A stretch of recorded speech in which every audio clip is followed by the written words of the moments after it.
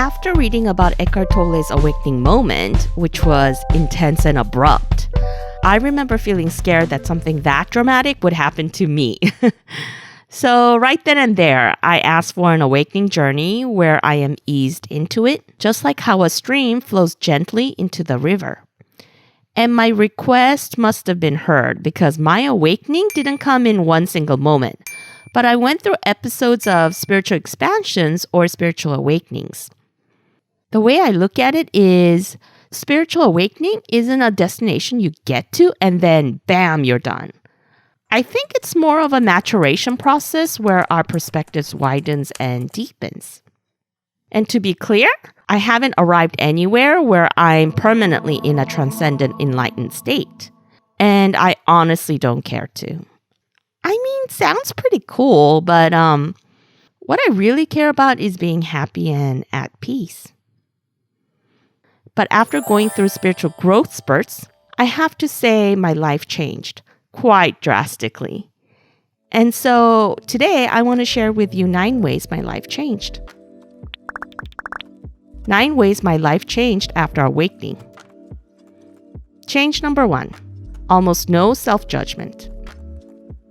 Before my awakening, I used to judge myself for everything.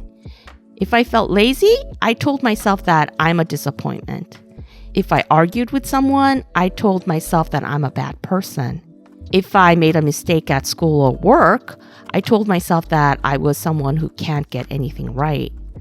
Constantly in the back of my head, I judged myself for everything. But things changed dramatically after my spiritual awakening. I realized that things that I was judging myself for weren't inherently right or wrong, but it was a matter of perspective. For example, maybe laziness is just my body's way of telling me that I need to rest and recharge before I really get sick.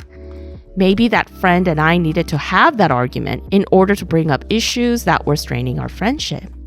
And maybe mistakes are not mistakes, but are actually creative deviations. Also, what I realized is what's actually going to bring about change isn't self-judgment or self-criticism. But it's compassion. Compassion for me, for others, and for the situation. Self-judgment and self-criticism just delays change. Change number 2, trauma healing and forgiveness. This one, I don't think I need to go into it too deeply because if you've gone through a spiritual awakening, you've experienced this yourself. Trauma and wound healing are inevitable during spiritual awakening. No one gets to skip this part. It's basically a process of purging out lower vibrations. After awakening, your vibration is much lighter, and so all the things that have denser vibrations can't coexist. So the wounds that were buried in your psyche that are weighing you down have to be brought up to your consciousness, acknowledged, and then let go. Change number 3, boundaries. No more self-sacrifice. When I went through a spiritual awakening, I realized how important boundaries were. I talked about it before in 2 of my videos, but the gist of it is almost all the friendships and relationships I had were codependent in nature. Before awakening, I thought it was a good thing, a noble thing to sacrifice myself to be there for other people, even when I felt drained. I felt like I can handle it and I love them, so I wanted to be there for them. But after awakening, I saw that unequal relationships hurt both me and the people I'm supposedly helping. By me stepping in, I wasn't giving them a chance to develop self-soothing skills. Muscles can only grow when you use them. Change number 4, 0 patience, 0 tolerance for restrictions. Especially at the start of my awakening, I had 0 patience for BS. Particularly if it was anything restricting, I just couldn't do it anymore. For example, I couldn't do diets anymore. It was unimaginable to do it. Putting even a little bit of restriction on my soul was absolutely intolerable, and it backfired majorly, even if I attempted in the slightest. And I couldn't work under deadlines anymore. No hard goals either. And I couldn't make myself hang out with people I didn't like out of social obligation. I could no longer manipulate or confuse myself into doing things or achieving things that was essentially BS. It was as if my soul was finally free and just plain refused to be restricted in any shape or form. Change number 5. Energetic cords were cut. This relates to what I was talking about previously about having zero patience for BS. If we want to live a well-adjusted life in this world, we have to put up with a lot of inauthentic obligations, including turning a blind eye on toxic friends and family members because they're in our social circle. But after awakening, I had no tolerance for that stuff. I had zero patience for people who, as cold as it sounds, did nothing for me. That's how I saw it, and I just couldn't unsee it. They were allowed to behave badly for so long that they didn't have the chance to learn to control their own thoughts or emotions. And so they brought nothing positive to the relationship. For some of them, confronting them would fuel the drama they constantly craved.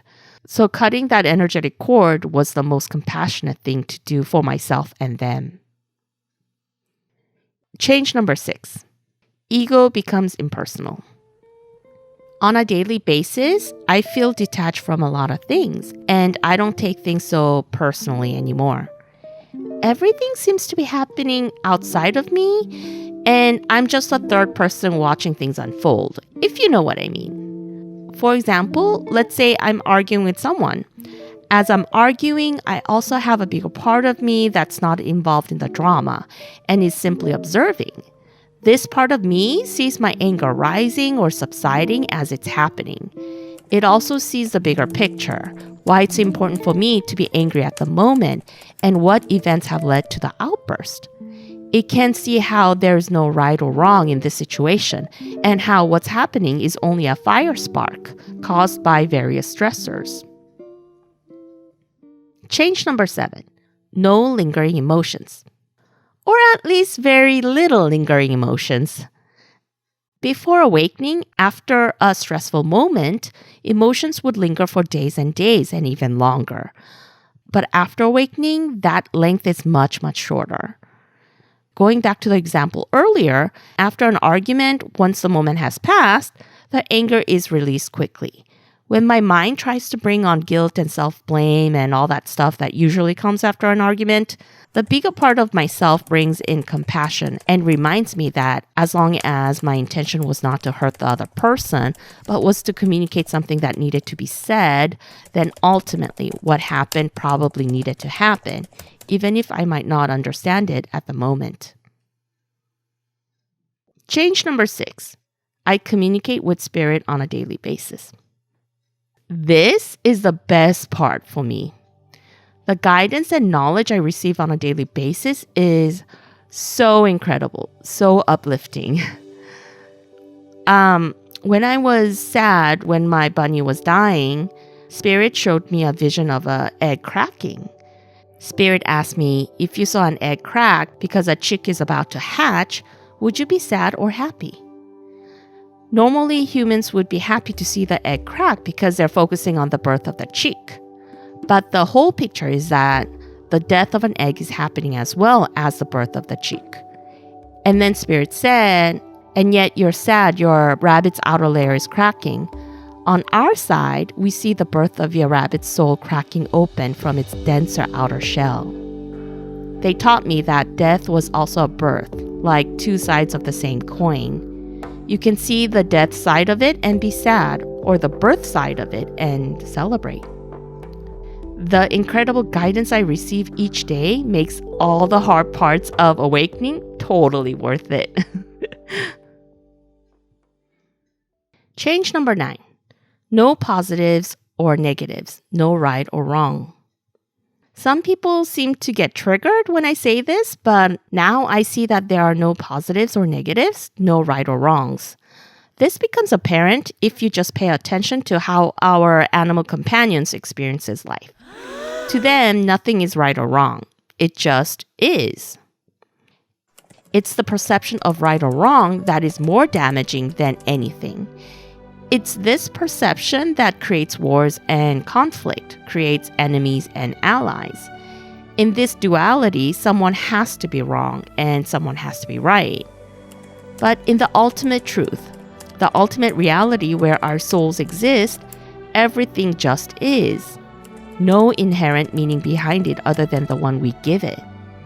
Everything is just an expression of God, the universe, the ultimate intelligence, the all. So everything is worthy of its existence because God has declared it so by bringing it into existence.